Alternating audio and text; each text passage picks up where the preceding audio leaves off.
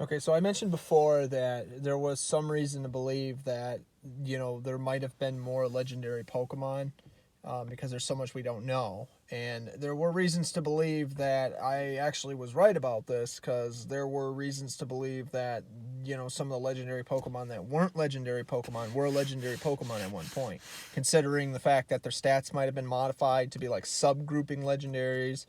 They could be known as what is known as pseudo legendaries, if I'm pronouncing it right. Believe me if I am. But anyways, so you had, according to Dr. Lava and some of the stuff that he posts on his Twitter page, there was that 1996 book that I was saying before that if you were to go on there and get your hands on it, read it. It's a Japanese only Pokedex of the original 151. And they talked about how that there were actually originally 9 legendary Pokemon. This would be the 5 legendaries that we know of. There was Arcanine, and then finally they could have had, Dratini, Dragonair, and even Dragonite as legendaries. And it kind of makes sense because it proves that, if Articuno, Zapdos, and Moltres could be caught more than once, and some of the stuff I've said before with some of the prototype maps, there was what is known as the Sylph League. You'd fight Giovanni as well as the other trainers more than once again. And Giovanni actually had 3 legendary birds, Zapdos, Moltres, Articuno. It explains why he wanted Mewtwo then. But the thing was, though, this wasn't anywhere in the final versions, and that explains why Professor Oak was the final boss. They also probably entailed that you could catch the legendary birds more than once, and it really does make you wonder, what they changed over the years. But, aside from static legendaries, like you only get 1 legendary per species in a single playthrough of a game, and now all of a sudden you start thinking, well, okay, well, what Pokemon can be caught more than once and which ones can't be? And if that is the case, why did they change it over the years? You know what I mean? It really does make you think, maybe we could clone, like they clone Mewtwo. There's only 1 Mewtwo technically speaking, but we could technically say a wormhole from a parallel universe can open up, and then all of a sudden you got 2 Mewtwo's, Logic and Pokemon, for example, stuff that makes sense. Is there more than 1 Mew? It could be possible. I mean, Arcserus has proven that, even its left and right wingman basically could have been cloned more than once, and it was able to modify an egg. We've also found out that, Arcserus's parents that gave birth to it came from an egg, where whoever it was. It's all like an infinite timeline, it seems like. An infinite loop with no destination. It's just, a journey, rather. You don't know where it's going to go, and it can definitely happen more than once. So the concept that multiple legendary Pokemon could be caught more than once doesn't surprise me. Again, just in case you don't know, how do you get Dratini in Gen 1? You could either catch it in the Safari Zone, which...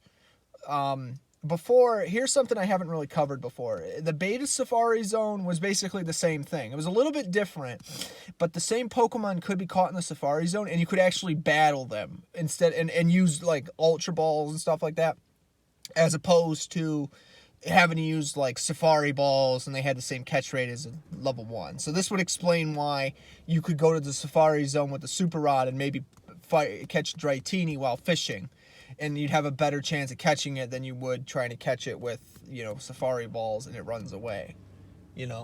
Pokemon's not easy to catch. But never fear, though. You can go to the Rocket Casino, and if you're trying to get one legitly, you could purchase one through there. You probably have a better chance of doing it through there. And then you got your level 15 Dratini or whatever it is, and then it still takes a while to level it up, but, needless to say, I mean, hey, you have a legendary Pokemon, or a pseudo-legend. I mean, Dratini is very useful. Definitely, I know that rap combo was pretty cheap in the main games, but it worked though. But I guess as time went on, Dratini became more useful, and so did Dragonair and Dragonite, and they started introducing more legendary or more dragon Pokemon. It makes you wonder, like, what other legendary Pokemon we don't know about, stat wise, type advantages, attacks, interesting abilities, very interesting. I wouldn't be surprised in the slightest that maybe it's possible, and then you also start thinking, like, some legendary Pokemon only evolved thanks to other Pokemon that were legendary. So, like, for example, like, if Arcanine is a legendary Pokemon, is it possible that Growlithe was originally a legendary Pokemon, a pre-evolved version of Arcanine? You know, Firestone evolves into an Arcanine. But then you go to Gen 2's prototype, and there was reasons to believe that Growlithe even had a puppy form, an even smaller puppy. And then eventually that would evolve into a Growlithe, and then eventually Arcanine too, you know, or if you're really feeling lucky, evolve it right away, you know. But, you know, but anyways, but it's interesting to think, like, how much different they had these ideas, you know, and it was all in Gen 1, but we didn't really see it too often. You know, that would explain why you could definitely catch Arcanine and Growlithe more than once. Believe it or not, it's even in the prototype data. You could also catch more than one, you had Zapdos, Moltres, and Articuno, which could be found at their original locations. But keep in mind, Moltres wasn't found in Victory Road. There's reasons to believe it had its own dungeon, and that's where originally it was at.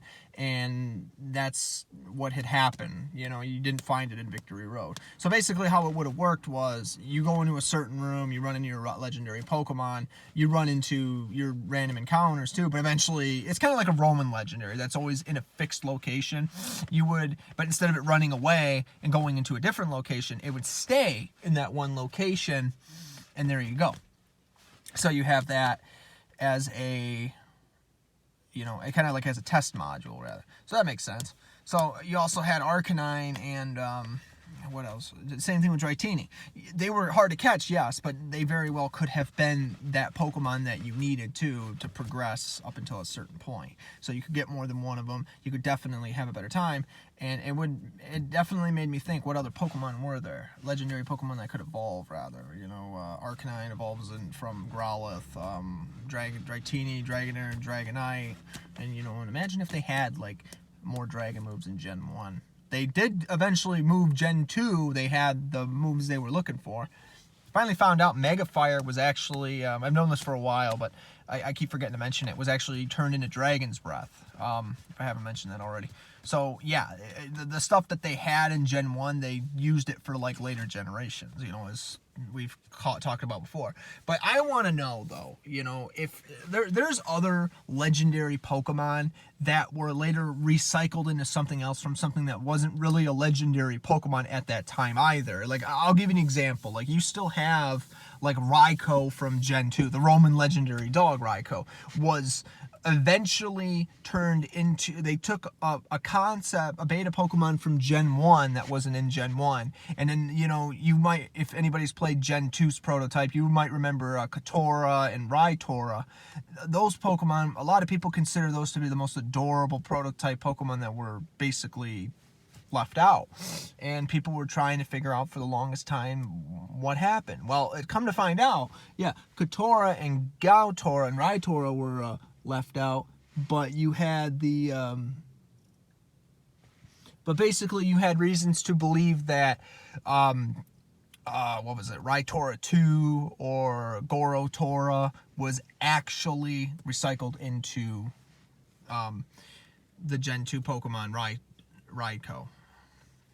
And we had reasons to believe that everything was, you know, we do realize that, you know, some legendary Pokemon were recycled into something else, or they took another concept and turned it into something else. So they are reusing everything, maybe not for its original purpose, but or maybe something even better, rather. But it doesn't surprise me at all that Pokemon has always had that concept. They had a lot of ideas, they recycled them into something else. What else did they it's always the next question is, what did they recycle it into? I think, you know, what they're doing nowadays with some of the legendary Pokemon, I kind of like a lot better than what they did before. Like some of the ROM hacks, for example. In exchange for not being able to catch certain legendary Pokemon, you can actually catch other ones later on and catch more than one without cheating. Like, it's like a certain gimmick, but it makes sense. Like, whether it's like a wormhole portal from like another dimension, or you know, it's like what they do in Gen 8 with those wishing wells. Sword and Shield, I believe, did it. You would go into it, you'd throw like a wish piece down, and every so often there's a Dynamax energy that's or however you say it, Dynamax energy, that's and the Gigamax energy that's radiating from them, and you have to catch the Pokemon or it runs away. You know what I mean? You team up with somebody. Like, this is my favorite one so far. You know, I like, there's a Pokemon ROM hack called what was it called? It was Pokemon Fire Red. the last Fire Red. It's a really good ROM hack. And so it's basically Pokemon Fire Red, but with updates, right? So every now and again, you're going to run into some legendary Pokemon, but you can catch more than one of them, though. The problem is, though, all the Pokemon are in that version of that game, but you cannot find them unless you look for a very specific Pokemon. So you have to keep looking for them, but they're there, though. You have to just figure out how to get them, though. If you can figure that out, you got it, you know. But the times change, and the dens always change, and, you know, there's other ways to go back to it. But the change is based on your time, the clock. On your computer, you can change it, like, every hour.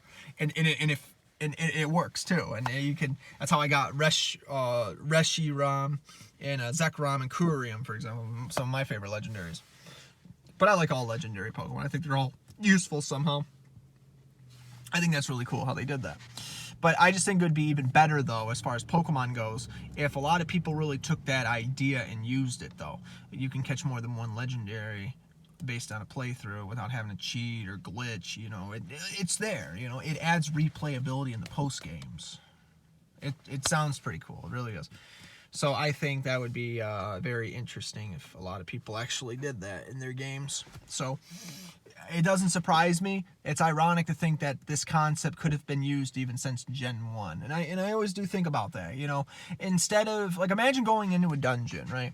You got wild encounters, you don't know what you're going to find, but the Pokemon's in there and waiting to be found. I know that's how they were going to do it with Mewtwo. Problem is, I don't think you could catch more than one Mewtwo in Gen 1's prototype.